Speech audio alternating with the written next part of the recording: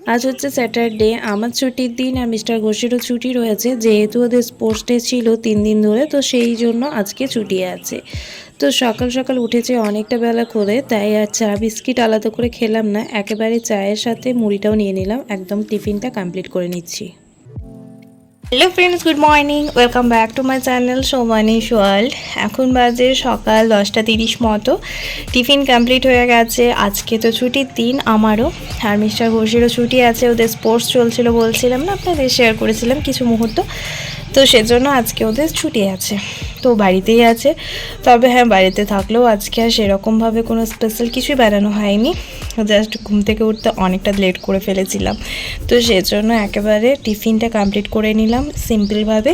এখন যাচ্ছি রান্না বসাতে, রান্নাটা একটু স্পেশাল করার ইচ্ছে রয়েছে, চলুন আপনাদের সাথে শেয়ার করছি কী কী রান্না করছি। আচ্ছা, তো টিফিন খাওয়া কমপ্লিট করে চলে এসেছি রান্নাঘরে। আজকে যেহেতু আমার ছুটির দিন, তাই রান্নাটা আমি করব। তো এখানে মাছ এনেছে, সুন্দর ছিল মাছগুলো, বেশ রুই মাছ ছিল, তো সেগুলো মা ভালোভাবে ধুয়ে নিয়েছে। এখন লবণ আর হলুদ মেখে রেখে দিলাম, এখন মাছগুলো একটা একটা করে ভালোভাবে ভেজে নেব। আজকে মাছের একটু সর্ষে পোস্ত দিয়ে রান্না করব। মাছের এরকম আইটেম খেতে বেশ ভালোই লাগে, তো এটা তো একটু লেন্দি প্রসেস আর সময়ও লাগে অনেকটা, তাই আমি বাড়িতে না থাকলে মা আর এসব বানাতে পারে না, কারণ একাই সব রান্না করে, তো সেজন্য আর হয় না। আর এদিকে রয়েছে ফুলকপি, আলু, এগুলো সব মায়ে কেটে দিয়েছে। এখন এই ফুলকপি, আলু, গাজর, মটরশুঁটি এগুলো দিয়ে একটু স্পাইসিভাবে ভালোভাবে রান্না করব। আজকে যেহেতু সবাই বাড়িতে আছি, সবাই একসাথে লাঞ্চ ডিনার সবই করা যাবে, তো সেজন্য একটু ভালো মন্দ রান্না করতেও ইচ্ছে করছে। মানে সবাই একসাথে থাকলে ভালো মন্দ রান্না করে খেতেও ইচ্ছে করে, আর সবাই মিলে একসাথে খেতে ভালোও লাগে। যাই হোক, মাছগুলো ভেজে তুলে নিয়েছি, আর এদিকে যে ফুলকপিগুলো কাটা ছিল, সেই ফুলকপিগুলো ওই মাছের তেলের মধ্যে ভালোভাবে একটু ডিপ ফ্রাই করে নিচ্ছি।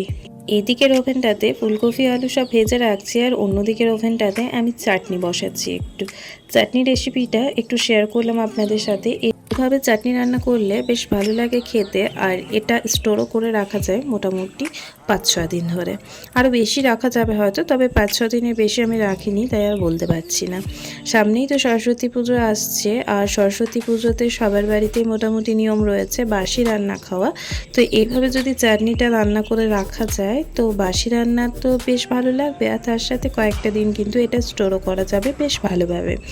যাই হোক, চাটনি রান্না করতে কম বেশি সবাই জানি, তবে আমি যে প্রসেসে চাটনি রান্না করে থাকি সেই প্রসেসটাই শেয়ার করলাম। হতে পারে অনেকের সাথে মিলেও গেছে প্রসেসটা, তবুও যেহেতু আমি বানালাম, তাই ভাবলাম একটু শেয়ার করে আপনাদের উপকার হলেও হতে পারে। আচ্ছা, এর সাথে বলে রাখি, চাটনিতে আমি মিষ্টি খুব একটা পছন্দ করি না। আমি একটু লবণ, একটু ঝাল, একটু মিষ্টি, মানে নুন মিষ্টি ঝাল সহ যে চাটনি হয়, সেই চাটনিটাই আমার বেশি ভালো লাগে। অনেকে মিষ্টি পরিমাণটা বেশি খায় বলে চাটনি শুধুই মিষ্টি করে দেয়, ওটা আবার আমার ভালো লাগে না। আমার কিন্তু একটু নুন ঝাল মিষ্টি ওরকম চাটনি বেশি ভালো লাগে। শুধু আমার মানে নয়, মিস্টার ঘোষেরও, বাবারও, সবারই। মা একটু মিষ্টিটা পছন্দ করে বেশি, তাই মায়ের একটু মিষ্টিটা বেশি দরকার হয়, তবে আমি এভাবে রান্না করলে দেখি ভালোই খায়।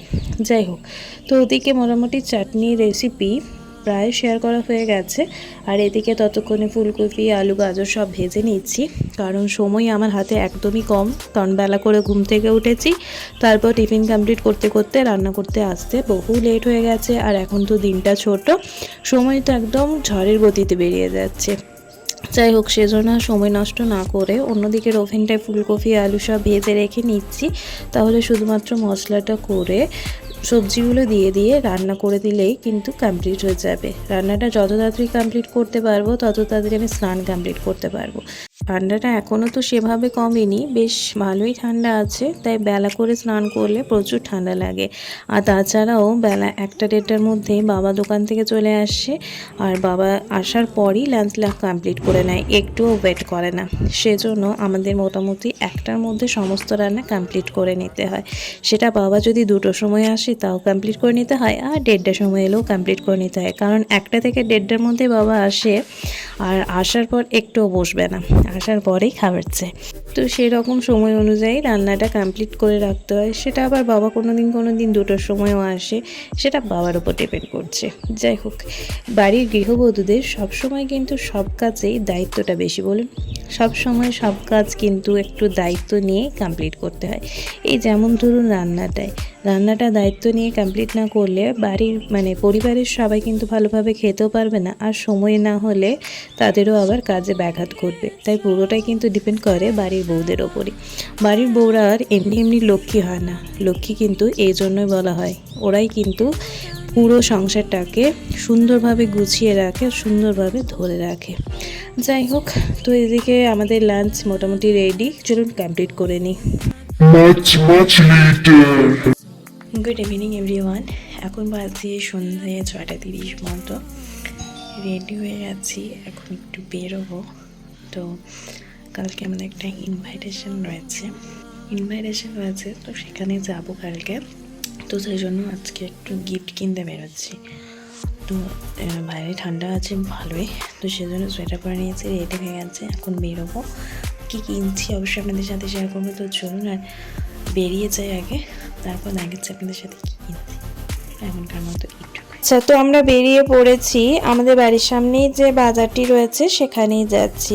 দেখা যাক কি কেনা যায়, যেটা ভালো লাগবে সেটাই নেব, অবশ্যই আপনাদের সাথে শেয়ার করব। আচ্ছা, তো আমরা চলে এসেছি এখন একটা জুয়েলারি শপে। যেহেতু বাচ্চা ছেলে, তো অন্নপ্রাশনে যাচ্ছি আমরা, তো ভেবেছিলাম যে রূপোর বালা দেব। তো রূপোর বালা সে পুরনো ডিজাইন পছন্দ হলো না, তাই আর নিলাম না। কিনে গেলাম বাড়ি। এখন বাজে সন্ধ্যে 8টা মতো, রাত্রি 8টা হয়ে গেছে।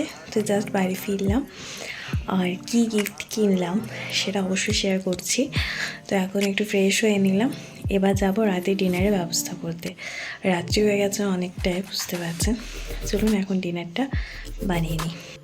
তো যেহেতু বাচ্চা ছেলে ছিল, তাই রূপোর বালা দেওয়ার ইচ্ছে ছিল, বাট রূপোর বালাগুলো ডিজাইনগুলো আমার পছন্দ হলো না, তাই ভাবলাম একটু অন্য ধরনের নতুনত্ব ডিজাইনে কিছু দেওয়া যাক। তো এই তাবিজটা নিলাম, এটা একটু নতুনত্ব ধরনের, বেশ ভালো লাগছে। তার সাথে মিকি মাউসের একটা ছবিও রয়েছে। এই ছবিটার জন্য এই তাবিজটির সৌন্দর্যটি আরও বাড়িয়ে দিচ্ছে, আর এটা বাচ্চা ছেলের হাতে ভালোই লাগবে। যাই হোক, সেজন্য তাবিজটা নিলাম, আর এখন চলে এসেছি রান্নাঘরে ডিনারের ব্যবস্থা করার জন্য। তো দুধটা দিয়ে আজকে একটু চাচি বানাবো, নারকেলের পুর দিয়ে। এই চাচি বানাচ্ছি, আর চাচির জন্য দুধটা এখন আমি দিয়ে দিলাম গরম করতে। এটা মোটামুটি ফুটতে সময় লাগবে হতে। আর এদিকে পিঠে রয়েছে, যে পিঠে বানিয়েছিলাম সেই পিঠেগুলো কিছুটা ছিল, এগুলো এখন ভাজা করা হবে। এদিকে দুধটা ফুটছে, দেখুন খুন্তিটা দেওয়া আছে বলে আর দুধটা পড়ছে না। এভাবে খুন্তি দিলে কিন্তু দুধটা পড়ার কোনো ভয় থাকে না। তো মোটামুটি অনেকটাই দুধটা কমে গেছে। এখন নারকেল গুঁড়োগুলো দিয়ে দিলাম, যে গ্রেট করে রেখেছিলাম সেই নারকেল গুঁড়ো। আর এদিকে মিস্টার ঘোষ বসেছে এখন বাজারে ফর্দ করতে। সামনেই সরস্বতী পুজো, বাঙালির বড় পরব, সিজানো পরব যেটাকে বলে। তো তারই জন্য ফর্দ করছে, আর আমি এদিকে চিড়ে ভাজা খাচ্ছি। তাহলে আজকের ব্লগটি এখানেই শেষ করছি। ব্লগটি ভালো লেগে থাকলে অবশ্যই একটা লাইক, কমেন্ট আর শেয়ার করে দেবেন। দেখা হচ্ছে খুব তাড়াতাড়ি নতুন একটি ভিডিওর সাথে। সবাই ভালো থাকুন, সুস্থ থাকুন, ধন্যবাদ।